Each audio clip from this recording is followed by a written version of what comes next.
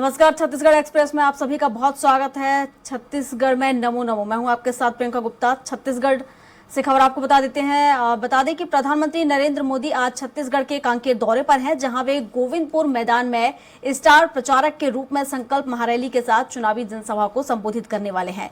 इस दौरान कांकेर लोकसभा में आने वाली 9 विधानसभाओं के बीजेपी प्रत्याशी भी मौजूद रहेंगे। सूत्रों की माने तो इस महारैली के दौरान पीएम नरेंद्र मोदी बीजेपी की घोषणा पत्र भी जारी कर सकते हैं। उनके दौरे को लेकर पुलिस प्रशासन पूरी तरह से मुस्तैद है। चप्पे चप्पे पर सुरक्षाकर्मी तैनात हैं। बता दें कि 90 विधानसभा सीट वाली छत्तीसगढ़ में 2 चरणों में विधानसभा चुनाव होने हैं। प्रदेश में पहले चरण की वोटिंग 7 नवंबर को होगी। इस दिन 20 सीटों पर मतदान किया जाएगा। वहीं बाकी बची हुई सीटों पर 17 नवंबर को मतदान होगा और मतों की मतगणना 3 दिसंबर को होगी।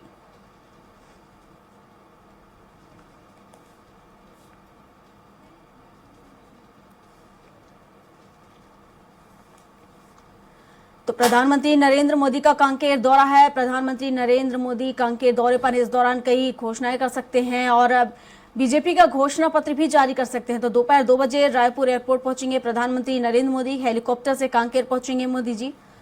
तो आपको बता दें कि यहाँ पर दोपहर 3 बजे जनसभा को संबोधित करेंगे और कयास लगाए जा रहे हैं कि बीजेपी का घोषणा पत्र भी जारी कर सकते हैं प्रधानमंत्री नरेंद्र मोदी। तो प्रधानमंत्री नरेंद्र मोदी का कांकेर दौरा काफी अहम माना जा रहा है और देखा जाए तो यहाँ पर चुनाव होने हैं, जिसको लेकर सरगर्मियां तेज हैं और 2 चरणों में छत्तीसगढ़ में चुनाव होने हैं। पहले चरण में 7 नवंबर को चुनाव होंगे और दूसरे चरण में 17 नवंबर को चुनाव होंगे और मतगणना 3 दिसंबर को होगी, जिसको लेकर विधानसभा चुनाव को लेकर सरगर्मियां तेज हो चली हैं।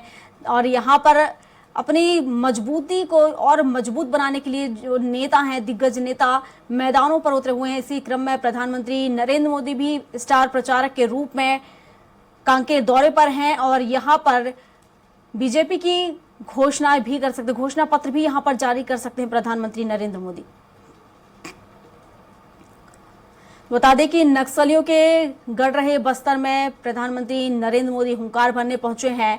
हालांकि इससे पहले भी हमने कई बार देखा है जब इन क्षेत्रों में नक्सलियों के द्वारा पर्चा फेंका जाता रहा है और चुनाव बहिष्कार की बात की जाती रही है, लेकिन इसके बाद भी नेताओं का लगातार दखल यहां पर देखने को मिल रहा है और अब खुद प्रधानमंत्री नरेंद्र मोदी यहां पर हुंकार भरने के लिए पहुंच रहे हैं।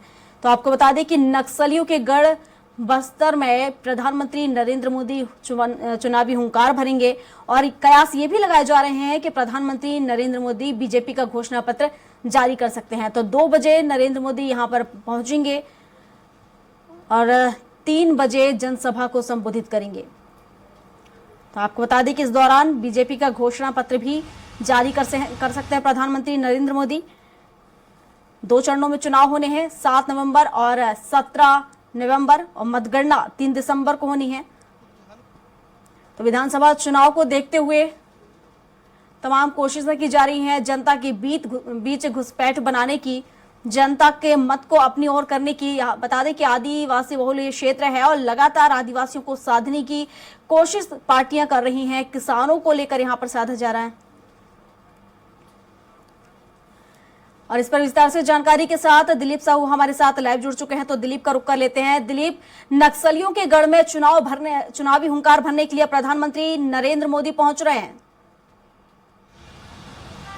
जी बिल्कुल प्रियंका, लगातार प्रधानमंत्री नरेंद्र मोदी के दौरे हो रहे हैं। इसी कड़ी में आज और दौरा है उनका और करीब दोपहर 2 बजे रायपुर एयरपोर्ट पहुंचेंगे और विशेष विमान से फिर रायपुर एयरपोर्ट से कांकेर रवाना होंगे और कांकेर में उनका 3 बजे से आम सभा है। कांकेर विधानसभा क्षेत्र की बात करें तो बस्तर का इलाका है और बस्तर में अभी 12 सीटों पर मतदान होना है प्रथम चरण में। बस्तर के सभी 12 सीटों के अलावा राजनांदगांव क्षेत्र के 8 सीटों पर मतदान होना है, तो कुल 20 सीटों पर प्रथम चरण में मतदान होना है। तो इसको लेकर लगातार जो दौरे चल रहे हैं, इसके पहले भी प्रधानमंत्री नरेंद्र मोदी जगदलपुर आए थे।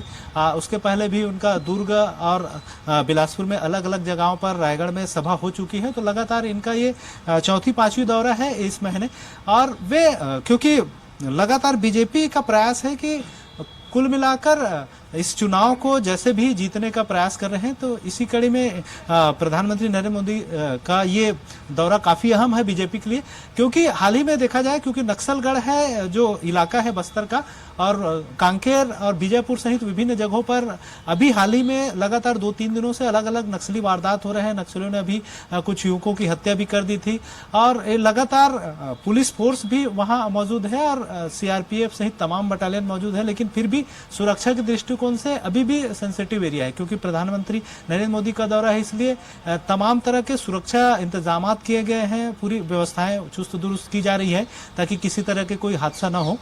लेकिन चुनावी दृष्टिकोण से देखा जाए तो बीजेपी के लिए काफी अहम है, क्योंकि अभी बस्तर के 12 सीटों में से सभी 12 सीट कांग्रेस के पास है। अब बीजेपी चाह रही है कि अधिक से अधिक सीटें यहां से हासिल करे, और बीजेपी का प्रयास होगा कि 12 सीटों में से कम 5-7 सीटों पर बीजेपी जीत हासिल करे। तो इस तरह से लगातार बीजेपी के तमाम जो बड़े केंद्रीय नेतृत्व का दौरा लगातार हो रहा है। बीजेपी ने अपने चुनाव अभियान की शुरुआत भी दंतेवाड़ा से ही की थी। अमित शाह जब यहां पहुंचे थे और उन्होंने दंतेश्वरी मंदिर से इसकी एक परिवर्तन यात्रा जो निकाली थी भाजपा ने पूरे प्रदेश के लिए, उसकी शुरुआत बस्तर से ही की थी। तो कुल मिलाकर बीजेपी का यह प्रयास है कि बस्तर की जो सीट है, बस्तर का जो क्षेत्र है, उसको फतह करे, क्योंकि ये माना जाता है कि बस्तर के द्वार से ही जो छत्तीसगढ़ की सत्ता के चौखट पर पहुंचा जा सकता है। तो कुल मिलाकर बस्तर को साधने की कवायद है, और प्रधानमंत्री नरेंद्र मोदी का यह दौरा बस्तर क्षेत्र के लिए और बीजेपी के लिए काफी अहम है। जी प्रियंका। बिल्कुल। दिल्ली पर इस दौरान देखा जाए तो घोषणा पत्र भी जारी करेंगे। कब प्रधानमंत्री नरेंद्र मोदी यहां पर पहुंच जाएंगे, क्या कुछ उनके कार्यक्रम यहां पर होंगे, और जैसा कि नक्सली प्रभावित ये क्षेत्र है और आदिवासी बाहुल्य भी है, तो कहीं ना कहीं आदिवासी वोटरों को साधने की कवायद यहाँ पर तेज देखी जा रही है। और बस्तर वो क्षेत्र है जहां से देखा जाए तो सत्ता को पाने की कहीं ना कहीं यहाँ से कवायद की जाती है। ये वही गली है जहां से सत्ता की चाबी हासिल की जा सकती है। क्या यही वजह है कि सभी पार्टियों का जोर इस क्षेत्र में है, क्योंकि पहले चरण के चुनाव बस्तर में होने हैं, 7 नवंबर को ये चुनाव होंगे, और इसको लेकर जो सरगर्मियां हैं वो तेज हो चुकी हैं।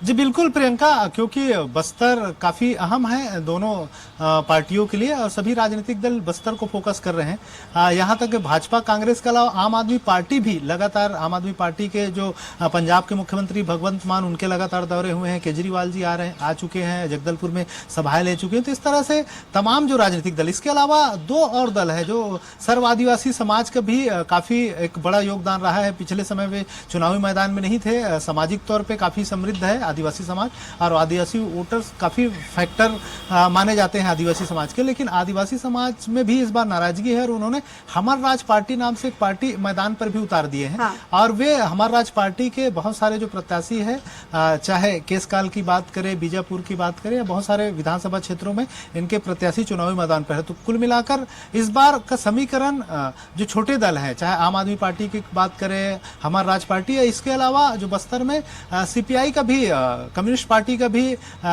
इलाका माना जाता है। खास करके बीजापुर और दंतेवाड़ा के अंदरूनी इलाकों में कम्युनिस्ट पार्टी का काफी जोर है। बीजापुर से मनीष कुंजाम है जो पूर्व विधायक भी रह चुके हैं, वे मैदान पे हैं।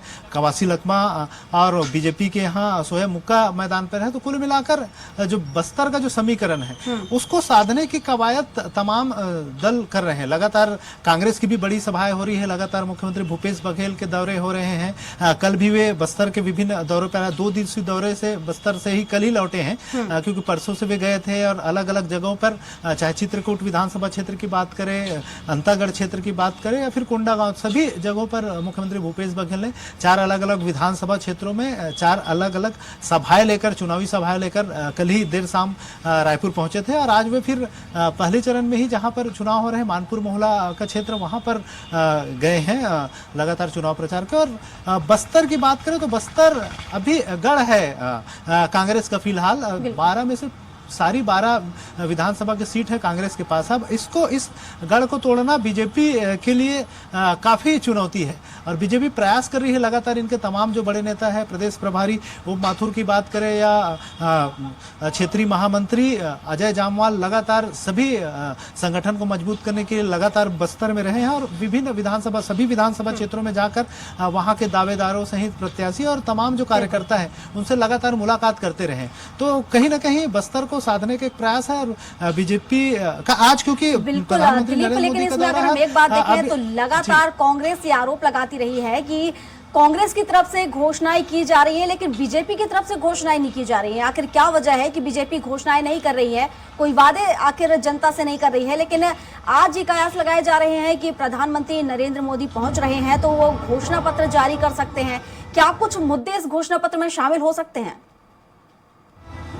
जी बिल्कुल प्रियंका, कांग्रेस की बात करें तो विभिन्न मंचों के माध्यम से कांग्रेस ने अब तक 17 घोषणाएं कर दी है प्रमुख रूप से, चाहे किसानों के कर्ज माफी का मामला हो, धान खरीदी का मुद्दा हो, केजी से पीजी तक पढ़ाई शिक्षा मुफ्त की बात हो, या फिर स्वास्थ्य के क्षेत्र में जो बीपीएल परिवार वाले हैं उनको 10 लाख तक की मुफ्त स्वास्थ्य चिकित्सा की सुविधा हो, और एपीएल परिवार वाले के लिए 5 लाख तक की व्यवस्था। इस तरह की बहुत सारी 17 गारंटी के रूप में घोषणाएं कांग्रेस की ओर से की जा चुकी है। और बीजेपी की जो घोषणा पत्र है उनका इंतजार है। लगातार बीजेपी के तमाम बड़े नेताओं से जब ये सवाल किए जाते हैं तो बोलते हैं, उनका कहना है कि बीजेपी का घोषणा पत्र जनता के अनुरूप होगा, जनता उनसे काफी प्रभावित होगी। और ये कहा जा रहा है कि बीजेपी के घोषणा पत्र में भी धान का अधिक से अधिक समर्थन मूल्य देने की बात हो सकती है, किसानों की कर्ज माफी वाली बात हो सकती है। इसके अलावा शिक्षा को लेकर, स्वास्थ्य को लेकर, सभी क्षेत्र को लेकर बीजेपी की ओर से भी लोक लुभावन घोषणाएं की जा सकती है। इस तरह का अनुमान लगाया जा सकता है। अब तो बीजेपी का पिटारा खुलने के बाद ही स्पष्ट हो पाएगा कि क्या क्या घोषणाएं, क्या क्या चीजें निकल कर सामने आती है। आज हो सकता है, मतलब एक संभावना जताई जा रही है कि प्रधानमंत्री नरेंद्र मोदी मंच से बीजेपी की घोषणा पत्र आज जारी कर दे।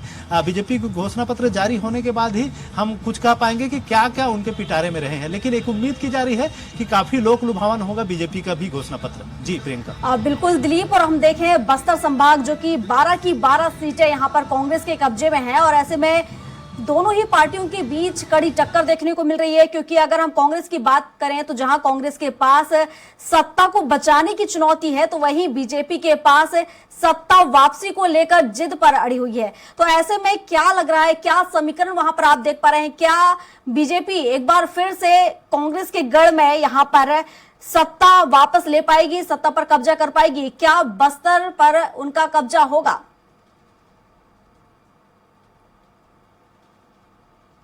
ओर से, और खास करके क्योंकि आदिवासी बहुल सीटें हैं इसलिए सभी सीटों पर आदिवासी मुद्दों को फोकस किया जा रहा है। कांग्रेस ने भी जो अपनी घोषणा पत्र आने से पहले जितनी घोषणाएं की है उसमें तेंदुपत्ता को लेकर भी बात की। तेंदुपत्ता संग्राहकों के लिए 4,000 रुपए प्रति मानक बोरा तो पिछले साल ही कर दिए थे। इसके अलावा सालाना 4,000 रुपए की राशि अतिरिक्त बोनस के रूप में देने की घोषणा की गई है। इसके अलावा जो नगरनार के स्टील प्लांट है जगदलपुर वाले, उसको लेकर भी बात लगातार की जा रही है कि केंद्र की ओर से इनको बेचने की या इनको निजी क्षेत्र में देने की जो कवायद की जा रही है, इसको रोकने के लिए लगातार प्रयास किया जा रहा है। और मुख्यमंत्री भूपेश बघेल ने विधानसभा में भी ये बात रखी थी और लगातार अलग अलग मंचों पर वे कह रहे हैं नगरनार स्टील प्लांट को निजीकरण नहीं किया जाना चाहिए। अगर उस जरूरत पड़े तो राज्य सरकार उसको खरीदेगी ताकि आम जनता के हित में उस पर काम हो सके और आम जनता को इसका लाभ मिल सके। तो ये बातें लगातार हो रही है और कांग्रेस के तमाम जो बड़े नेता आ रहे हैं बिल्कुल दिलीप, हालांकि दोनों ही पार्टियों को देखें तो कांटे की टक्कर यहां देखने को मिल रही है। दोनों के सामने चुनौतियां हैं। कांग्रेस के सामने सत्ता बचाने की, तो बीजेपी के पास सत्ता में वापस आने की। हालांकि देखने वाली बात होगी कि बस्तर की चाबी आखिर जनता किसके हाथ में सौंपेगी। शुक्रिया फिलहाल आपका तमाम जानकारियों के लिए। तो आपको बता रहे थे जहां प्रधानमंत्री नरेंद्र मोदी कांकेर दौरे पर आज रहने वाले हैं, तो बता दें कि यहां पर प्रथम चरण के चुनाव होने हैं। 7 नवंबर को यहां पर मतदान किया जाएगा। इसको लेकर चुनावी दौरे लगातार जारी हैं।